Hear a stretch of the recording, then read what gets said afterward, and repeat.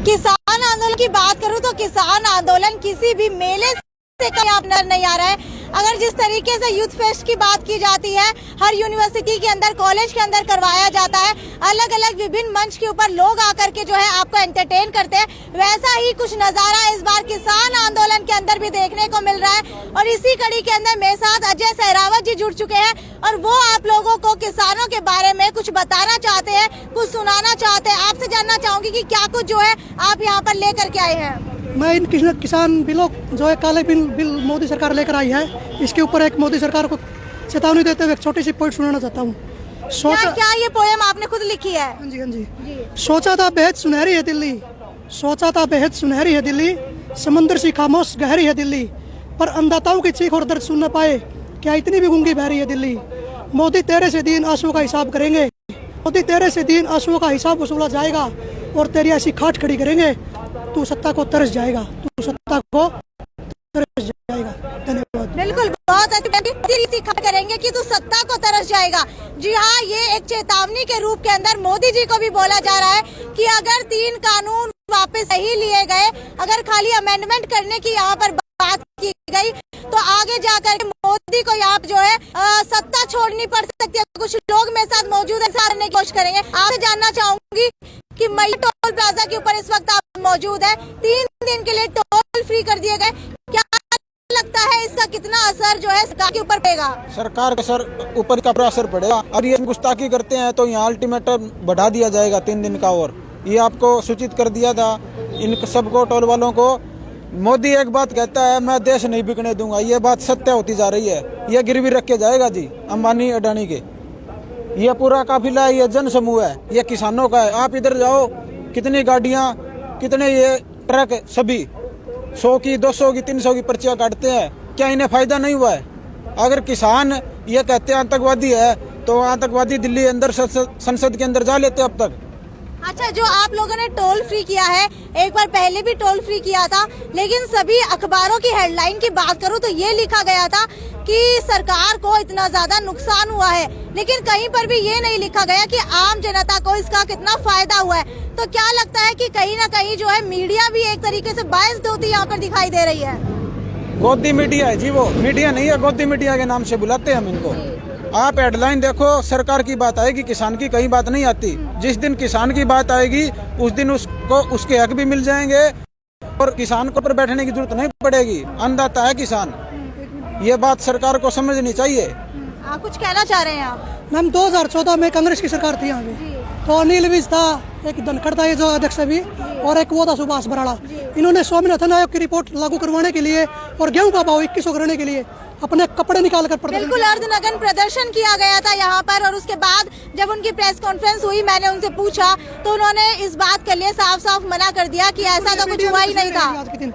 और बराड़ा और धनखड़ के तो लोगों ने कपड़े निकलवा दिए, और कभी न कभी अब अनिल विज का भी नंबर लगने वाला है। तो अभी अपने भाषणों में कहीं पर भी स्वामीनाथन रिपोर्ट की जो वो लागू करने की बात है वो कहीं पर जिक्र नहीं करते, बल्कि जबरदस्ती हमारे ऊपर काले कानून थोपे जा रहे हैं, जिससे हमें भविष्य में बिल्कुल हमारी जमीन बेचने तक मजबूर होना पड़ सकता है। तो मैं अपने किसान सरदारी की तरफ से कहना चाहूँगा कि अब नहीं तो कभी नहीं, हम ये काले कानून रद्द करवा कर ही मानेंगे। आपसे जानना चाहूंगी कि किसान के लिए जो ये कानून आए हैं, कहीं ना कहीं किसान कह रहे हैं कि हमें ये कानून चाहिए ही नहीं, लेकिन सरकार कह रही है कि ये तो पहले से ही था, हमने कुछ नया लेकर थोड़ी आए हैं। तो जब सरकार कह रही है कि हम कुछ नया लेकर ही नहीं आए, तो किस तरीके से इन 3 काले कानूनों को देखते हैं कि सरकार को ये लागू करने चाहिए, नहीं करने चाहिए? लागू करना चाहिए। तो ये बात ये है ना जी मैडम, इसकी गारंटी ले पूरी MSP की है, तो इस रेट पे अनाज बिकेगा तो ठीक है, लेने तो इसमें कोई दिक्कत नहीं है। अगर गारंटी नहीं देता हटाओ इसको। फिर कहीं ना कहीं जो है सरकार बार बार जो है नोटिस भेज रही है, 7वें दौर की मीटिंग के लिए किसानों को मनाने का प्रयास कर रही है, लेकिन किसान यहाँ पर मानते हुए नजर नहीं आ रहे हैं। आप लोगों में से कोई कुछ बोलना चाह रहा था शायद? मोदी ने यूपी में वो संबोधन किया था, उसमें एक बात कही थी कि हमने स्वामीनाथन रिपोर्ट लागू कर दी है। कोई नोटिफिकेशन जारी हुआ कहीं? अगर स्वामीनाथन रिपोर्ट लागू हो गई है तो आज गेहूँ 4850 रुपए बिकती किसान की। ये झूठे दावे कर रहे हैं जी, बिल्कुल फेल है। और ये देखते हैं कब जागेगी, जागना तो इन्हें पड़ेगा।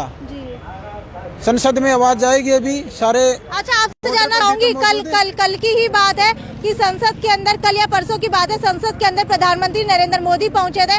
वहां पर किसान जो है उनके सामने ही मोदी के खिलाफ नारे लगाते हुए नजर आए, सरकार के खिलाफ, बीजेपी के खिलाफ, आरएसएस के खिलाफ। तो क्या लगता है कि मोदी जो है गूंगे बहरे बनकर बैठे हुए यहाँ पर, कि उनके सामने नारे लगाए गए लेकिन उनके मुंह से चू तक नहीं निकली? वो सिर्फ अंबानी और अडानी की सुनते हैं जी। जिस दिन देश जनता की सुनेंगे उस दिन सभी सारे राज खुल जाएंगे जी उनके। अच्छा, अंबानी अडानी की किस लिए सुनते हैं? क्या कोई फंडिंग होती है?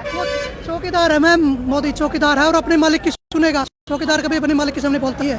अंबानी और अडानी उसके मालिक हैं। तो कहीं ना कहीं जो है मोदी को यहाँ पर चौकीदार बताया जा रहा है, अंबानी अडानी जो है उनके जो है मालिक बताए जा रहे हैं। तो आगे देखते हैं, कुछ ही समय के अंदर गुरनाम सिंह चढ़ूनी यहाँ पर पहुँचने वाले, क्या कुछ रहने वाला है आपको सुनाएंगे कि आखिरकार ऐसा क्या बड़ा होने वाला है यहाँ पर कि गुरनाम सिंह चढ़ूनी खुद यहाँ पर आने वाले हैं और किसानों की रणनीति आगे की तय होने वाली है। तब तक लाइव अपडेट के साथ जुड़े रहिए मेरे साथ। ये थी, हाँ जी बताइए। मैं बताता हूँ चुनी क्यों आने चाहते हैं। हिसार जिला पुराने समय से ही किसान आंदोलन में रहा है, चाहे कंडेला आंदोलन हो या बाड्रा सतनाली आंदोलन हो। हिसार का किसान का पूरा आंदोलन सहयोग रहा है और कल आपको पता चल जाएगा, हमारा 1 नहीं 2 नहीं 100 नहीं पूरे 500 ट्रैक्टरों के साथ सांझा बॉर्डर पर चलेंगे, कुछ करेंगे और उसको सील करने का काम करेगा हिसार का किसान। कौन सा बोर्ड का जो है आप लोग सील करने वाले हैं? कल हमें हिदायत मिले जो है इनकी तरफ से कल बहुत सारे किसान जाने वाले हैं। अलग अलग ट्रैक्टर जो है व्हीकल्स वहां पर बुक करा दिए गए हैं, लिखवा दिए गए हैं कि कितने ट्रैक्टर जाने वाले हैं, कितने पर्सनल व्हीकल जाने वाले हैं। और कल जो है जयपुर हाईवे को जाम करने का काम किया जाएगा किसानों के द्वारा। इसके लिए ही आगे की रणनीति बनाने के लिए गुरनाम सिंह चढ़ूनी शायद यहाँ पर पहुँचने वाले हैं। कुछ ही समय के अंदर दोबारा से आपके साथ जुड़ूंगी और दिखाऊंगी कि गुरनाम सिंह चढ़ूनी यहाँ पर पहुँचकर क्या कुछ रणनीति बनाने वाले हैं। ये थी साक्षी सोनी की रिपोर्ट। आगे भी अपडेट का सिलसिला कुछ यूं ही जारी रहेगा।